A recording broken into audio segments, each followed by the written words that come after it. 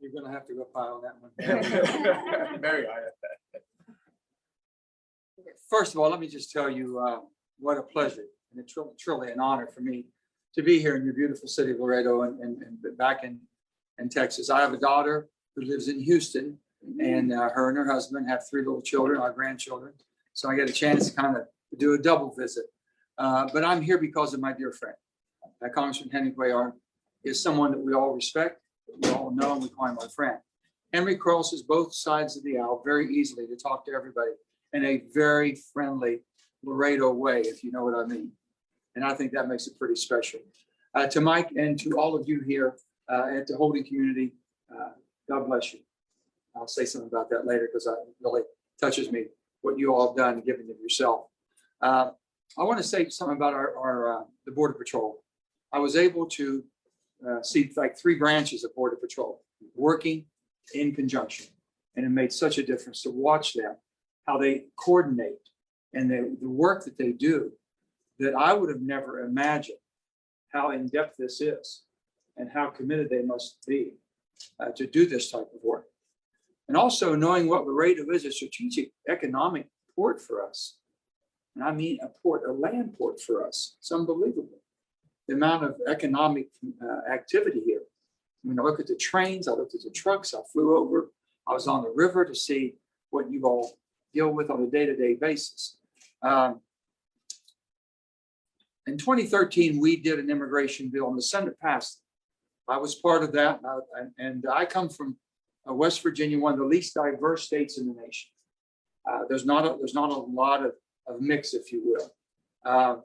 We have very little immigration. So the only thing that the people, my constituents, will know is what they see on television, is what they see by our reporters about what side of the aisle they may be reporting from, pro or con.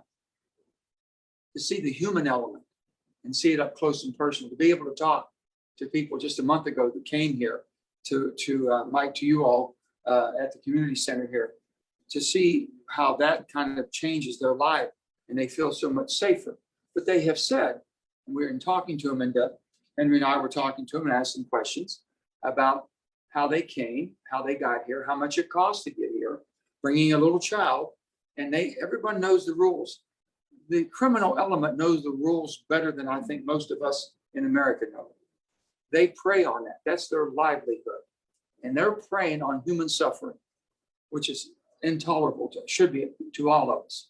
How can we prevent that from happening? First of all, the wonderful country that we have here, the largeness of our country, and the economic might that we have. And we should be able to go into Guatemala, into Honduras, into Central America, and protect the people that need protected there. We should be able to go through the process of the asylum process, of vetting them, and doing all of the things that are necessary before they come here. It would be safer. It would be much more humane. It would be much more cost-effective for each one of them, the sacrifices they make. It's something that we should be doing. How is that going to happen? Well, we're going to have to be what some people might interpret as being very difficult, very strong, very, very tough. And by being tough, we're going to be tough on crime. We're not going to allow crime to prosper on the backs of people who are from the human suffering and trying to get to this country under any condition. That's not going to continue. We can't let it. So I'll go back to Washington. I'll be able to speak to the president, the same as Henry will. We'll be able to speak to our colleagues and explain to them it is beyond time, past time, to do immigration reform. Immigration reform should be a pathway to citizenship. People that have been here, they might have come here the wrong way, but they came here for the right reason. They've been here, they've been productive. We have children that came here that have no other home but America. There should be a pathway for that for our dreamers. And there should be basically the security of our border using all the technology that we have available. We have the most technological advances ever made before. I've just seen your tower and your radars and all of that scanning. So much different than what we had 10 years ago. All of this can be done and we can protect that. And the people coming here will be basically vetted in their own countries, coming for the right reason. If that means a moratorium for 90 days to stop everything, to say, take a breath, let's make sure that we put this on the highest priority that we have for the human element that we should all be concerned about. So I look at how you should do this and how you can do it. You can't do it unless both sides are talking. Henry and I come from the central part of our party. We are the centrist, the middle. We say we are it's not the popular middle anymore, and it's not the crowded middle anymore, but we are the middle. And that's where you get things done, you know. And we come from the Democratic side of the aisle. Our friends come from the Republican side. We just talked to John Cornyn, dear friend of mine, and him and Henry are very close, do a lot of work together. So this can happen. Common sense can prevail. And that's what we're hopeful for. That's what we're working on. So we're going to continue basically to take what we learned today, what we feel that we have seen today, and take it back home. A lot of our colleagues come to the border, but they don't come as much to Laredo as they might go over into where the children's shelters are. That's the one that tugs at your heart. I understand that. But think of all the criminal elements that preyed on those kids to get here. Think of all the sacrifices their families made. We should not put them in harm's way. That should not happen.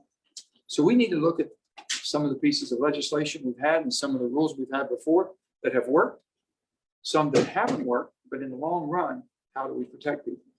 How do we secure our borders? How do we make sure that we're giving the treatment basically as human beings? I've always said this, my wife and I got very much involved, and we call the 5 promises. A lot of you have heard about the 5 promises, but it's worth repeating because the 5 promises is something that every adult should make. But we're all children of God. I don't care how old you are, we're a child of God. But this is basically for the children. And every person, every child should have a loving, caring adult in their life. Unfortunately, that's not always the biological parents. Might be you, might be right here, what we're saying. Every child should have a safe place where harm cannot enter. Not always the home, not always the home country either. So that's something we should be striving for. Every child should have nutrition in their life. That doesn't always happen, not unless there's someone willing to help feed. Every child should be taught a livable skill. Every child should be taught a livable skill. That's why we put so much emphasis on education. And the 5th promise is one you can't teach. This promise you can't teach. Mike, you all can show it. Every child, the 5th promise is every child should be to grow up to be a loving, caring adult and give something back. They won't know that unless they see that, unless they experience it. And you're seeing it right here. You're seeing it right in Laredo. I've seen it all over Laredo today. But basically people giving of themselves and basically contributing, trying to give some bit of kindness back in someone's life. Who knows? One of these little children we saw here that came here with their parents could be someone growing up to be a loving, caring person and making sure they're continuing that tradition. So I'm proud to be here with my friend, Congressman Henry Wayar, and it's someone I admire, someone I respect, someone I communicate with. We understand each other.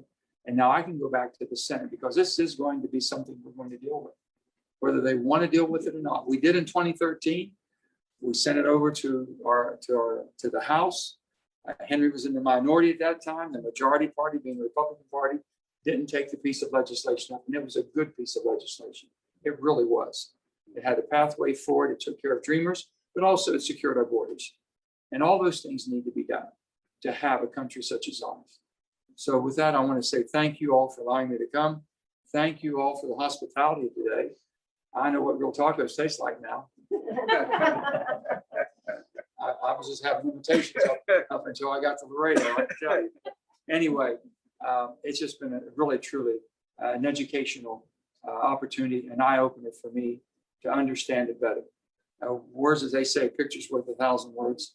And let me tell you, being in presence, being here is worth 1,000,000 words for me to be able to see exactly what is happening and what we can do to hopefully relieve this. So with that, Henry, whatever is the people having questions. Yeah, I know we got Julia here from the Laredo Morning Times, but I think we got about 70 media folks. I'll let Alexis take care of this. Alexis, you tell us what to do. You tell us what. I do have the first question for you, Senator Manchin. You mentioned allowing asylum seekers to apply to their home country. Would you require asylum seekers to do so or otherwise return to the Remain in Mexico policy? Can you give us a name and what media they're with? This is from from Saxon? Well, first of all, I understood that's what that was stopped as far as the Mexicans, being the Mexican country, that they were seeking asylum in Mexico. If that's what we need to do immediately until we're able to get to the countries that have the safe havens. But to me, the ultimate thing would be is asylum seekers in their own countries. They should not have to be preyed upon to come to Mexico in order to try to get into the United States. They should stay in Guatemala. They should stay in their own home countries where they're coming from, most of it, and be basically vetted there to find out if truly asylum is something that they qualify for and are able to be transported to our country safe and not being preyed upon. So I would say that that's the most, to me, the most priority, highest priority we would have. I said this, many years ago, 20, 30 years ago, we saw what an epidemic that domestic violence was in our country. And at that time, we decided to do something about it. We put domestic shelters in almost every community in America because we were determined to protect those that were basically seeking safety. We can do the same in the countries, our neighboring countries, not that far from us, on the same continent. I don't know why that can't be done. That's what my priorities would be.